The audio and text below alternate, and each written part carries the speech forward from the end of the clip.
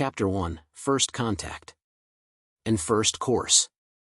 The twin suns of Zephyr 7 hung low in the sky, casting deep amber streaks across the dense jungle.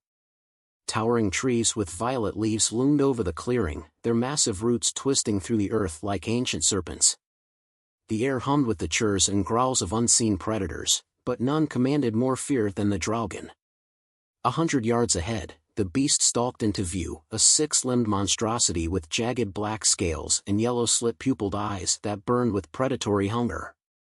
Its elongated snout dripped with venom, its fanged maw capable of crushing steel. The Zephyrans, standing rigid in ceremonial armor, let out an involuntary hiss of fear. Commander Jonas Riker rolled his shoulders and grinned. Big bastard, isn't it? Behind him, his team, hand-picked ex-military specialists and xenobiologists, watched with a mix of awe and professional detachment. Their rifles were slung, not from arrogance but confidence. They had killed worse. High Chancellor Voraxun, flanked by his elite guards, inhaled sharply. The reptilian leader's golden eyes flicked between Riker and the Draugr. "This is no simple beast," Voraxun rumbled, his voice thick with reverence. "It is the apex of our world. A sacred force of nature. It does not fall to prey, it makes prey of all." Riker cracked his knuckles. "Not today, it doesn't." The Draugr reared back, nostrils flaring as it locked onto the humans. It had never seen their kind before, but instinct told it what it needed to know. Meat. Smaller than it. Weak. It lunged. Riker barely flinched. Light it up. A thunderclap of gunfire shattered the stillness. High-powered rounds punched through the Draugr's armored hide, shredding muscle, rupturing bone. The creature's roar turned into a wet gurgle as its massive body crashed to the ground, sending shockwaves through the earth. Its tail twitched once, then went still. The Zephyrans were frozen. Their rigid crests, once flaring in intimidation, now drooped in utter disbelief. Their god-beast had fallen in seconds. One warrior dropped his spear. Another let out a strangled hiss, backing away as if expecting the humans to turn their weapons on them next. Voraxun's throat bobbed. This is blasphemy." Riker wiped a bit of blood from his sleeve. "This is dinner." He turned to his team. "All right, boys. Let's fire up the grill." The smell of sizzling meat filled the air within an hour. Fat dripped onto the flames, sending up wisps of rich, smoky aroma. Humans moved with practiced ease, skinning, slicing, seasoning, while the Zephyrans watched in abject horror. You're eating it." Voraxun's voice was a strangled rasp. Riker, seated near the fire, carved a thick, juicy slice from the Draugr's flank and took a slow, deliberate bite. He chewed thoughtfully, nodding in appreciation. "Not bad. Tastes like gator. Little gamey, but the right seasoning fixes that." The Zephyran guards visibly recoiled. One gagged.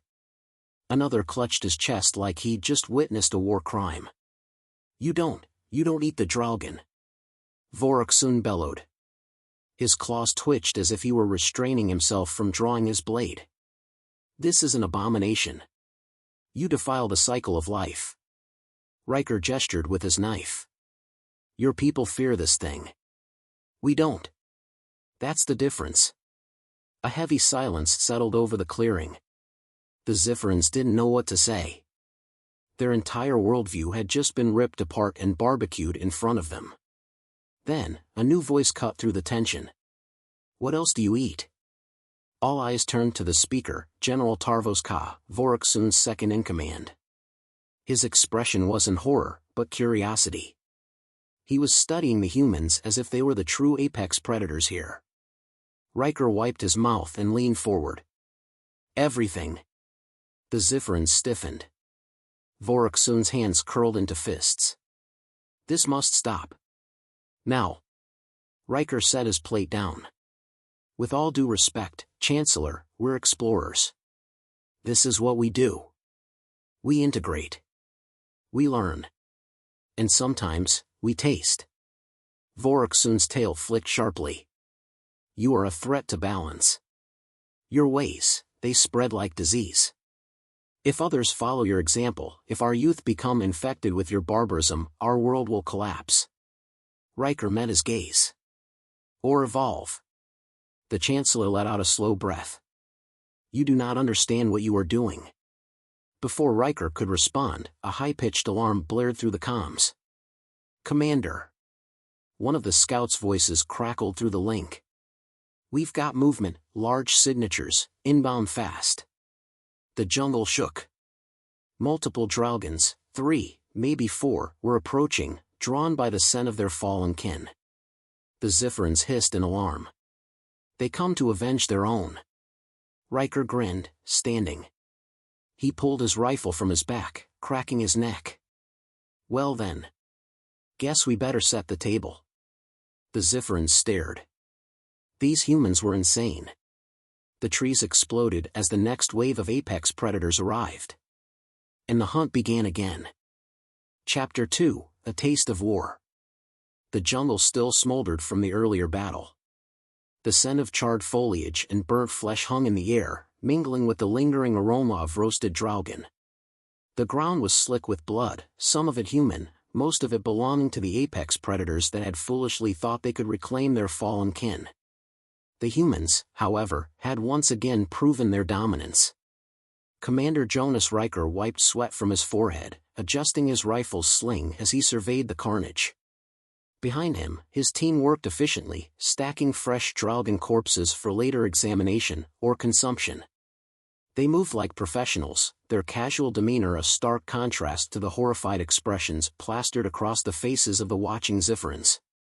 Chancellor Voraxun stood rigid, his golden eyes narrowed with something between fury and disbelief. This cannot continue. His voice was tight, restrained, but the way his claws dug into his palm told Riker just how hard he was fighting to keep control.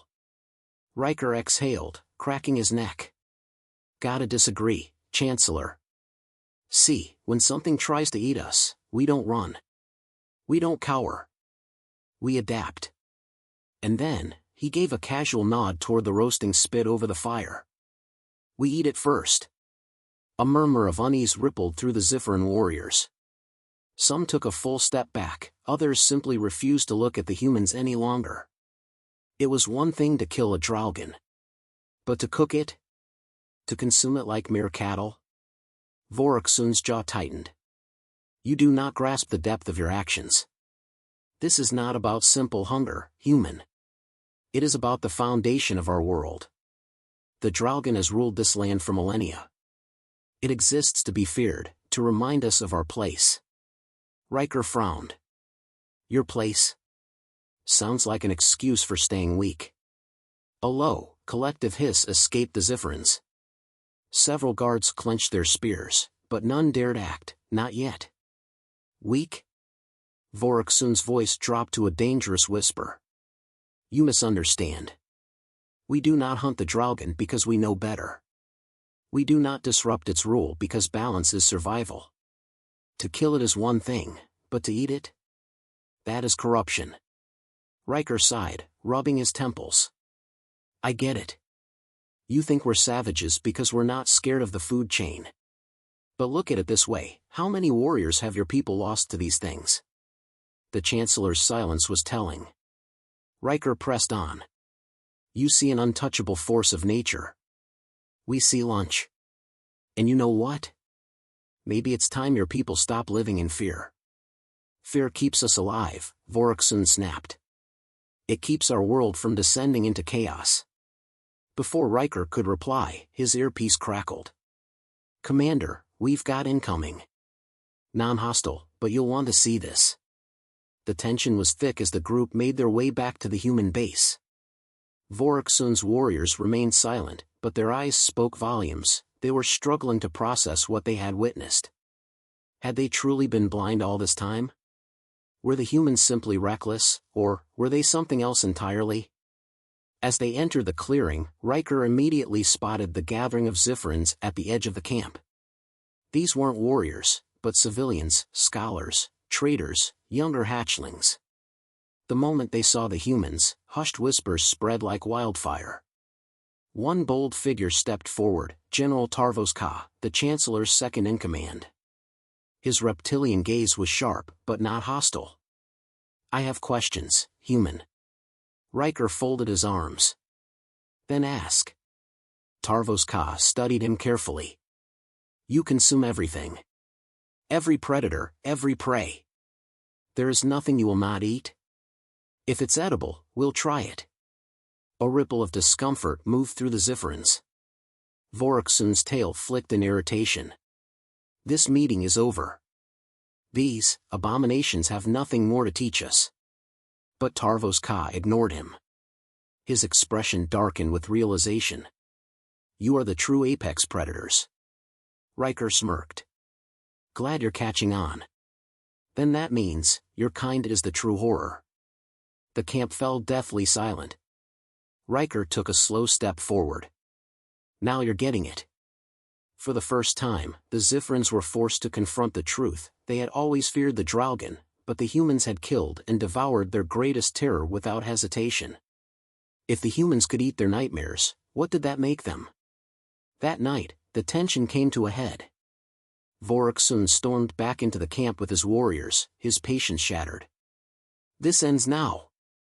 He jabbed a clawed finger at Riker. "You have defied the balance of this world. Your presence is poison." Riker didn't flinch. "Let's cut the theatrics, Chancellor. You're not angry because we killed the Draugen. You're angry because we're changing the way your people see the world." A snarl. "Enough of your arrogance." A sharp whistle sounded from the treeline. Before anyone could react, a spear shot through the air, embedding itself inches from Riker's feet. From the shadows emerged a group of Zifferan warriors, ones who bore no allegiance to Voraxun. Their leader, a scarred veteran, hissed through sharp teeth. The humans must be purged before they spread their heresy.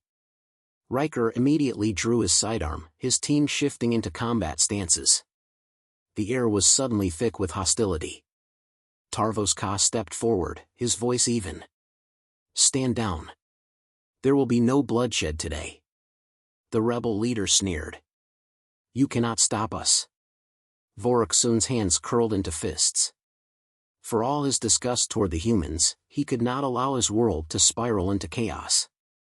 Riker didn't blink. "You sure about that?" He whistled sharply. A human soldier pressed a button on his wrist console, and the floodlights blazed to life, illuminating something truly nightmarish. A massive row of Draugen skulls stacked neatly behind the human camp. Proof of every kill. The rebel warriors staggered back, their eyes darting between the humans and the grotesque trophies. Riker let the silence linger. Then he took a step forward, lowering his gun. "You think you're at the top? You think you're untouchable? Look at that pile and tell me, who's really in charge here?" The rebels hesitated. Uncertainty flashed across their faces. Voraxun's tail flicked sharply. He turned to Riker. "You have brought ruin upon my world." Riker smiled, unfazed. "Or maybe we just woke it up." The rebels slowly lowered their weapons. The war for Cypher 7 had already begun. Hapter 3, Predators of a New Order. The air was thick with tension. The Zifferan rebels, still reeling from the sight of the Draugen skulls, had not retreated, but their aggression wavered. Some shifted uneasily, hands tightening around their weapons. Others stole glances at their chancellor, seeking guidance. But Voraxun was silent. The weight of truth pressed down on him. The humans had not only killed their world's greatest predator, they had consumed it, claimed its place in the hierarchy, and now dared them to deny it. Commander Jonas Riker stood tall, his sidearm in his hip, his stance relaxed. "So, what happens now?" The rebel leader, his scarred face twisted in fury, hissed through bared teeth. "We do not bow to monsters." Riker chuckled, shaking his head. "That's the problem. You still think we're the monsters." He swept a hand at the trophies behind him, the rows of Draugen skulls gleaming under the floodlights. "Tell me, if we're the ones who eat nightmares, what does that make us?" The rebel flinched, but his grip on his spear remained firm. "An infestation." A tense beat passed before Riker exhaled, flexing his fingers. All right. Guess we're doing this the hard way. Before the rebel could react, Riker moved. A single step forward. A blur of motion. His fist connected with the Zifrin's jaw before the alien even registered the attack. The warrior staggered back, clawing at his mouth in shock. His men instinctively raised their weapons, but Riker's team was already in motion. Rifles leveled. Safeties clicked off. The jungle fell silent. A single mistake would ignite a war. Voroksun's golden eyes flickered from Riker to the rebel leader still hunched over, spitting blood into the dirt. His expression twisted, not with anger, but with something close to acceptance. Stand down. The command was soft, but it rang through the clearing like a war drum. The rebels hesitated. Their leader shook with rage, but he saw the same thing Voroksun did. The humans weren't just winning. They had already won. Slowly, he lowered his spear. His warriors followed. Riker let the silence stretch before rolling his shoulders. That's more like it. Back at the human camp, the fire crackled.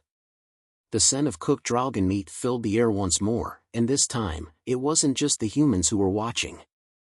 The Zifrin civilians had gathered again, but unlike before, their expressions weren't only of fear. There was curiosity, hesitation, even a flicker of something dangerously close to interest. Riker sat cross-legged near the fire, slicing a thick piece of meat onto a plate. He caught movement from the corner of his eye, Tarvos Ka, standing at the edge of the light. He raised an eyebrow. Come to lecture me again, General. Tarvos Ka didn't move closer, but he also didn't leave.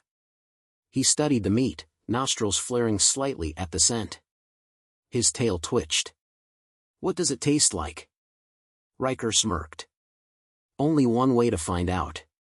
He set the plate down, sliding it toward the alien. The entire camp stilled. Voroksun's gaze snapped toward his second-in-command, his throat tightening. Do not entertain this madness, Tarvos Ka. The general hesitated.